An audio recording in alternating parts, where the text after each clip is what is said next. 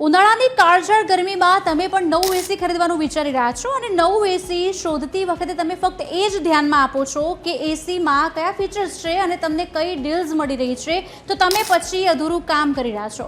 કામ ત્યારે પૂર્ણ થશે જ્યારે ફીચર્સ અને ડીલ્સ સિવાય તમે એ પણ ધ્યાનમાં લેશો કે એર કન્ડિશનર સાથે કેટલા પ્રકારની વોરંટી ઉપલબ્ધ છે.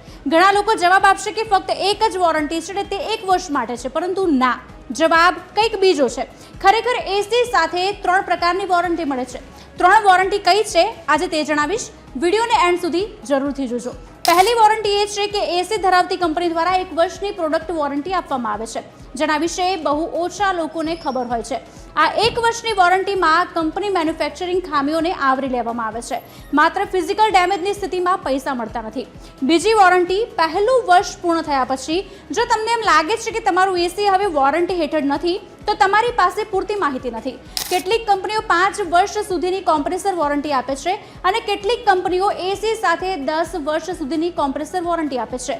જો તમે ઓફલાઈનના બદલે ઓનલાઈન એસી ખરીદી રહ્યા છો, તો તમારે એ પણ ધ્યાનમાં લેવું જોઈએ કે તમે જે એસી ખરીદવા જઈ રહ્યા છો તેની સાથે કંપની કેટલી વોરંટી આપી રહી છે તેની પર પણ ખાસ ધ્યાન આપો.